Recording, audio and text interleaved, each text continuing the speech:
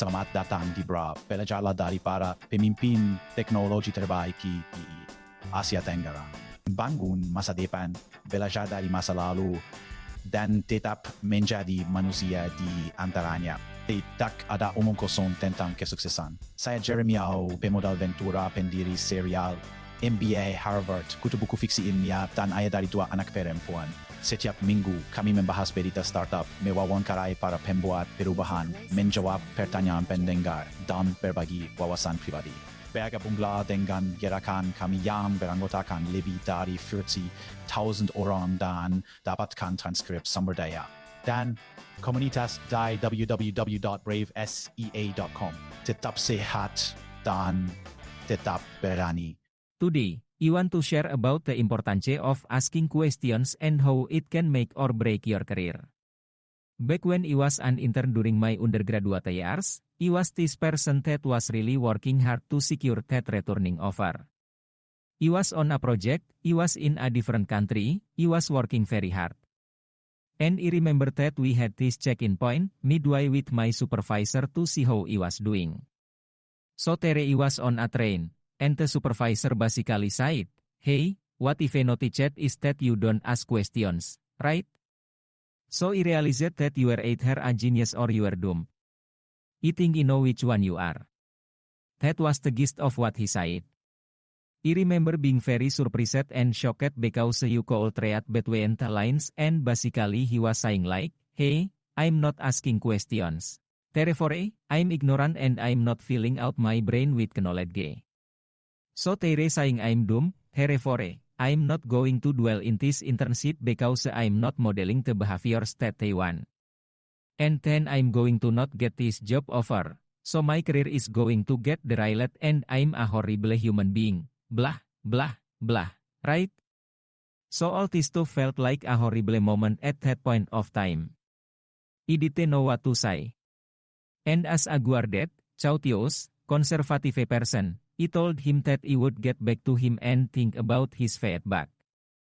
When I got to my hotel room, I was thinking about what I was going to do. The memory that really popped up for me actually was a flashback to my experience in the army, which was about 5 years prior to this university experience. In other words, I was 23 years old during this internship and I was remembering a memory of my army years. I was an 18-year-old learning. It's a very tough environment. You are learning about guns and marching and navigation in the jungle and mortar systems and platoon stuff. So I remember I was reporting to this commander who will remain anonymous. And basically, I would ask questions. And then the person will give this kind of like mildly crazy, but possibly believable answer. And then I would be like in that phase where I was like processing whether it's true or not, I'm not sure. Maybe I'll take it as truth. Then at the moment of seeing my face when I'm kind of processing this answer, the commander would basically say, stupid questions get stupid answers. What that meant was that he felt that my question was dumb, so he gave me a dumb answer that was quasi-believable and upon question, he would reveal the magician trick and I don't know, pull the carpet over. So basically he sallallahu alaihi wasallam my question. He felt like it was a dumb question that he obviously knew the better answer. He fed me a bad answer, and then upon the moment of Jeremy quasi-processing the answer, he would be like a magician and pull the curtains apart and say, "Aha! I gave you the wrong answer and you were a sucker for even trying to ask a question that everybody should know, or you should even bother asking because of your rank, and I'm basically a superior human being. And I'm educating you that you should be asking such questions in the future." It was only at that moment I realized how much that training had kind of like encoded into myself, where basically there was a model of masculinity and leadership where I just did ask questions because a smart person who knows everything would know all the answers and therefore won't ask questions. And therefore, your job is to sound smart all the time and therefore not ask questions. That really shocked me. Pukul 4.57, Jeremy Au, and the next day I had to go back to him and I shared about this experience with him at a high level. And I told him, Hey, what I'm going to do differently from moving forward is that I'm going to learn how to ask more questions. 1. And 2, I will be structured. So I won't ask questions in response to his task straight away, which was his preferred approach, but that he would tell me what he needed to do. And then I would sit down and process it for 10-20 minutes, and then I would reply to him with the questions that I had that he could later address and make sure. And so the kind of questions, of course, that normally people would ask after work deliverables, kind of like, we know when do you need it by. What is the format that you have? Why are we trying to achieve it? When do you need it by? Is there any process of how you would go about doing it? Or any particular resources that you want to point me towards?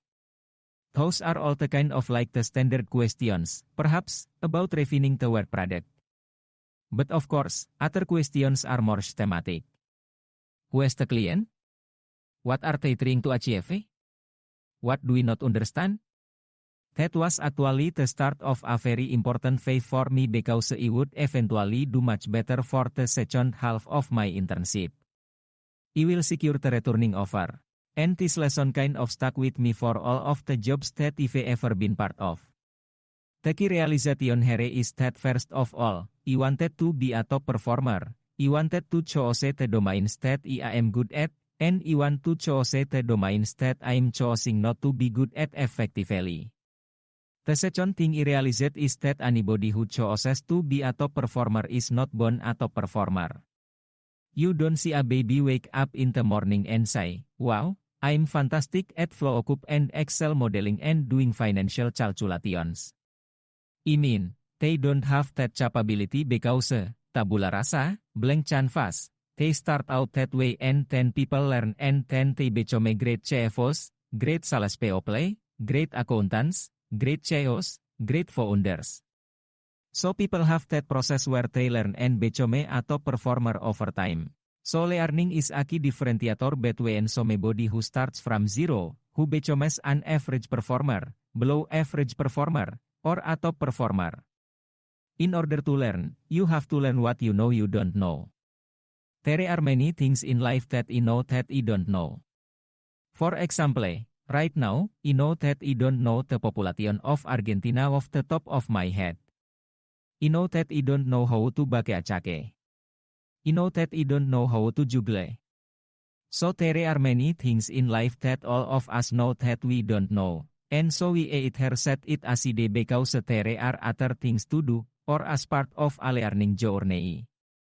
For example, when we join a new job, we know we don't know who the boss is. We know we don't know how the benefits work. We know that we don't know how the reimbursement cycle works.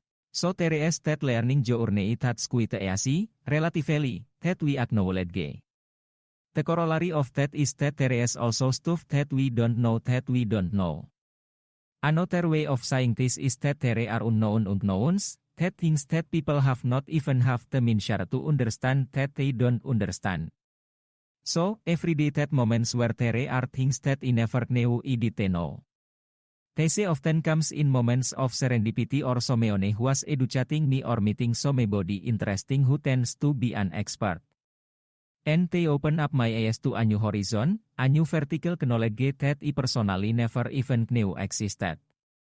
Both of these things, learning what you don't know, as well as learning what you don't know that you don't know, requires humility. It requires vulnerability. It requires showing that you don't know something. The core of this is that we misidentify the form of a top performer versus the organic behavior of a top performer.